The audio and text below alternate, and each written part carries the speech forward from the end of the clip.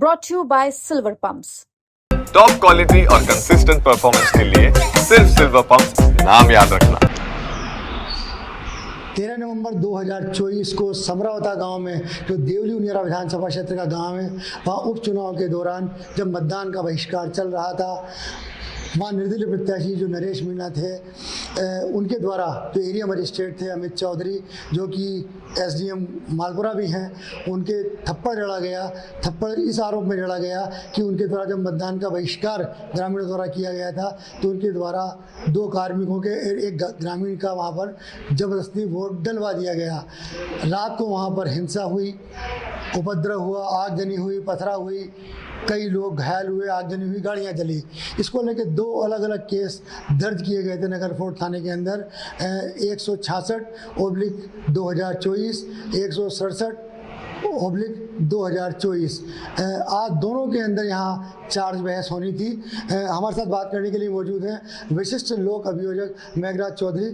देखिए मेघराज जी, आज जो है चार्ज बहस होनी थी, जो हमारा SC/ST कोर्ट है उसके अंदर, क्योंकि केस ट्रांसफ़र होकर आया है, क्या रहा है इसके अंदर? ये केस ADG कोर्ट से ट्रांसफ़र के यहाँ हमारी कोर्ट में आया है। इसकी सुनवाई आज थी। बस चार्ज में जो 166/24 में बस हुई, जिसमें अधूरी रही है चार्ज में, और 167/24 है जिसकी डेट है उसमें 28/4/2025 दी है। देखिए 166 केस था क्या आखिर, ये लोग जानना चाहते हैं। देखिए ये समरावता में उपचुनाव थे, वहाँ पे 13 नवंबर 2024 में। वह उसमें प्रत्याशी ये नरेश मीणा था, जिसमें उसमें ADM अपने ड्यूटी पे कार्य कर रहे थे, एरिया मजिस्ट्रेट अमित चौधरी जी, जो उनके नरेश मीणा को ये लगा कि इन्होंने ज़बरदस्ती 3 वोट डलवाए, लेकिन उन्होंने अपनी ड्यूटी निभाते हुए वह जो भी है जो अपने हिसाब से वोट डाल रहे थे।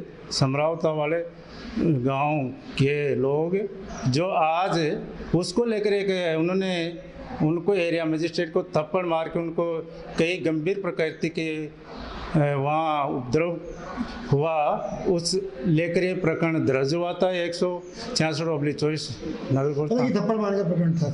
थप्पड़ नहीं, इसे गंभीर प्रकृति का एक जानलेवा जैसे गंभीर प्रकृति के अपराध था, राजकार्य बाधा वाला था। इसमें उपद्रव करे, तोड़फोड़ हुई, ये सारी चीज़ें अन्य गंभीर प्रकृति की धाराएं इसमें लगी उनके खिलाफ, नरेश मीणा के खिलाफ 166। तो आज इसमें क्या क्या कोर्ट के अंदर बात है? इसमें बस अधूरी रही। इसमें पत्रावली हमारे को दोपहर के बाद में मिली थी। इसको पत्रावली का पूरा अवलोकन किया। हमने गवर्नमेंट की तरफ से पक्ष रखने के लिए अब पूर्ण तैयारी की है, और 28 अप्रैल को इसका पक्ष मजबूती से रखेंगे और इसमें चार्ज बस पूरी की जाएगी।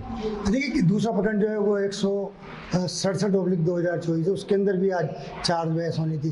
क्या रहा है, क्या मामला था कि वह भी ऐसा ही गंभीर प्रकृति की धाराओं में था। उसका भी इसमें जज साहब ने नेक्स्ट तारीख दी है बस चार्ज के लिए। उसमें क्या मतलब अभी तक आपने देखा है, जो पत्रावली का अवलोकन किया, क्या पूरा मामला, क्या आरोप लगे हैं, कितने लोग उसमें शामिल हैं, क्या कौन किस तरह का?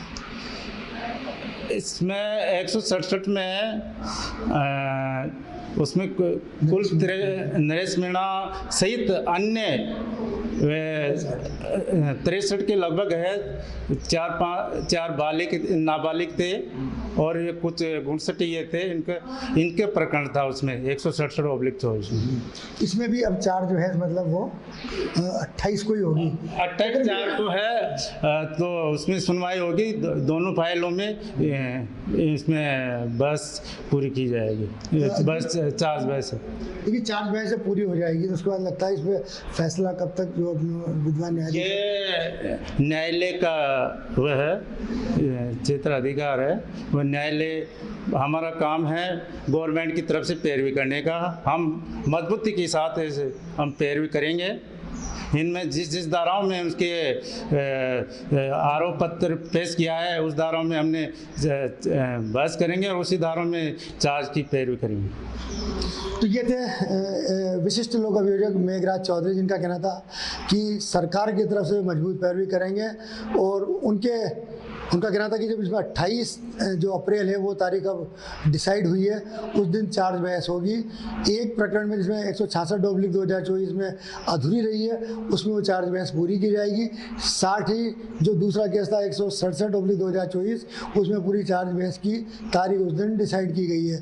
भाई इनका कहना था कि वो सरकार की तरफ से इस केस के अंदर जो मुख्य आरोपी बनाए गए हैं नरेश मीणा और साथ में जो 63 अन्य लोग जिनका बताया है उनके खिलाफ मजबूती से अपना पक्ष रखेंगे। राजस्थान तक के लिए टॉक से मैं मनोज तिवारी।